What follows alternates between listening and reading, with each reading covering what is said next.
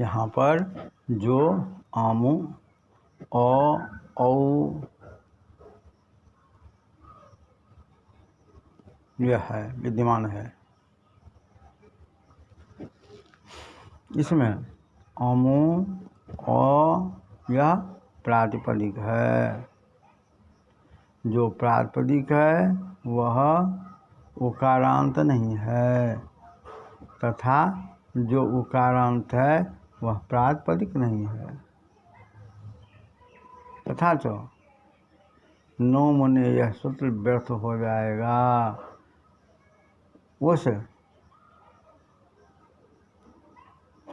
सामर्थ्य से कल्पना करेंगे कि पररूप विषय में न्याय की प्रवृत्ति नहीं होती है, तो कार्यासिद्धत्व में कोई दोष नहीं है। यह कहो कार्यासिद्धत्व में कोई दोष नहीं, यदि कहते हैं तो नहीं कह सकते, क्योंकि शास्त्रारंभ सामर्थ्येन कल्पना करने में अत्यंत क्लेश है। अतः शास्त्रासिद्धत्व कल्पना करना ही ठीक है। इसी प्रकार सी भाव से पहले, इसी प्रकार सी भाव से पहले अदसोसेह इस सूत्र से उत्वभत्व हो जाने पर दकार से परे एकार का अभाव होने से एत इत यह सूत्र भी व्यर्थ होकर ज्ञापन करेगा कि शास्त्रासिद्धत्व ही युक्त है। यदि कहते हैं कि तौसत इत्यादि निर्देश से समझते हैं कि देवदत्त हंत हत न्याय अनित्य है, तो यह नहीं कर सकते, क्योंकि न्याय का शरीर इस प्रकार है। न्याय इस प्रकार है, जैसे हते देवदत्ते तद्धंतरि हते भी नूनमज्जनम हतत्वारूपे तो सुतराम हंतु मुद्यतस्य हनने तो उज्जीवनमस्तेव। पुनः हते देवदत्ते तद्धंतरि हते भी नूनमज्जनम हतत्वारूपे तो सुतराम हंतु मुद्यतस्य हनने तो उज्जीवनमस्तेव। अर्थात देवदत्त के मर जाने पर उसके मार डालने पर देवदत्त का पुनर्जीवन नहीं हो सकता है, अर्थात देवदत्त का प्रादुर्भाव नहीं होता। हतत्वारूपे तो सुतराम का अभिप्राय है, मेरे हुए में आरोप करने पर तो स्वतः सिद्ध है कि उसका उज्जीवन नहीं होगा।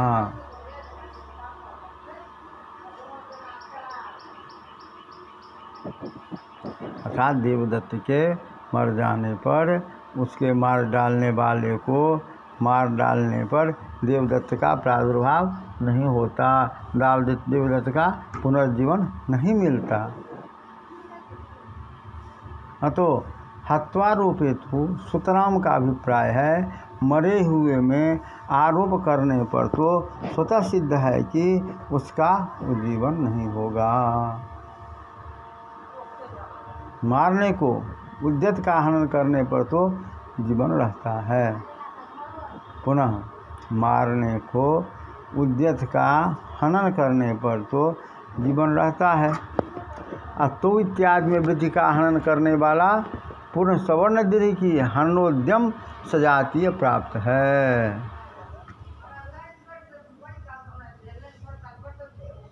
पुनः तो इत्यादि में वृद्धि का हनन करने वाला पूर्ण सवर्ण दीर्घ की हननोद्यम सजातीय प्राप्ति है। लक्ष्य में हनन स्थान या प्रवृत्ति नहीं है। अतः तो यह इस न्याय का विषय नहीं है। अतः तो यह इस न्याय का विषय नहीं है। अतः तो सत इस सूत्र से देवदत्त हंत्र हत न्याय को अनित्य नहीं कह सकते। देवदत्त हंत्र हत न्याय को अनित्य नहीं कर सकते। यह स्वादिक सर्वनाम स्थाने इस सूत्र में कैयट ने स्पष्ट रूप से कह दिया है।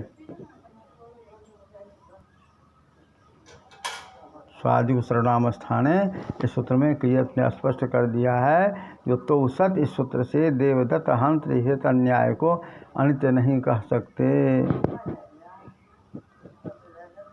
तथा जो अमु अमी यहाँ पर तो आधार बिना आरोप असंभव होने से हनन का उद्योग तो कर नहीं रहा है।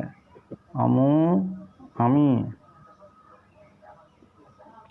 यहाँ पर तो आधार बिना आरोप असंभव होने से हनन का उद्योग तो नहीं कर रहा है। हनन सजाति का प्रयोग करने पर कार्य का प्रवर्तन आवश्यक है। अतः शास्त्रासिद्धत्व युक्त है। इससे निष्कर्ष निकला तो शास्त्रासिद्धत्व जो है वह युक्त है। शास्त्रासिद्धत्व स्वीकार करने पर त्रिपाद्याम विहितम कार्यमसिद्धम। शास्त्रासिद्धत्व स्वीकार करने पर त्रिपाद्याम विहितम कार्यमसिद्धम। त्रिपादी में विहित कार्य असिद्ध होता है। त्रिपादी में विहित कार्य असिद्ध होता है। यह प्राचीनों का ग्रंथ असंगत हो गया।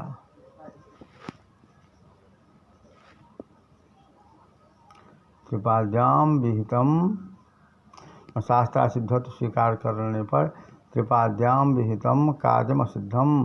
त्रिपादी में विहित कार्य सिद्ध होता है। यह प्राचीनों का ग्रंथ असंगत हो गया। तो विहितम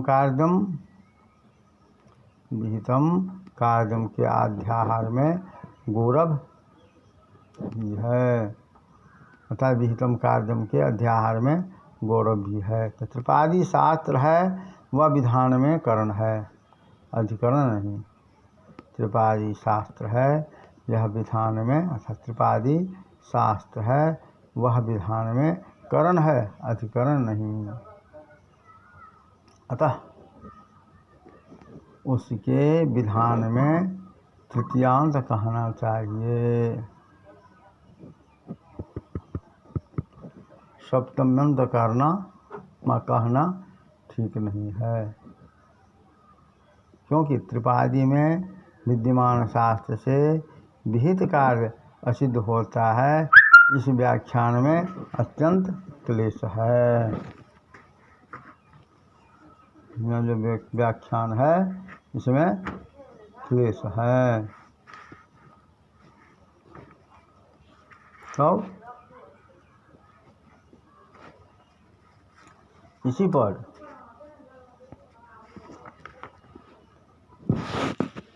क्षय संबंधी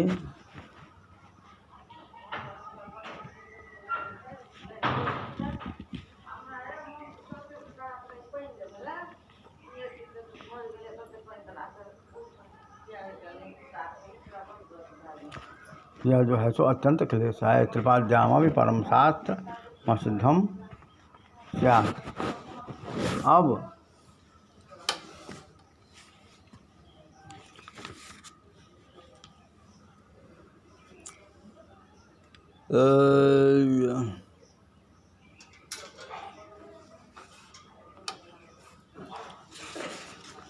यह निष्पन्न हो गया, स्पष्ट हो गया। देवदत्त हंत्र हत न्याय जो है सो कहीं पर उपयुक्त तथा कहीं पर अनुपयुक्त कहलाता है।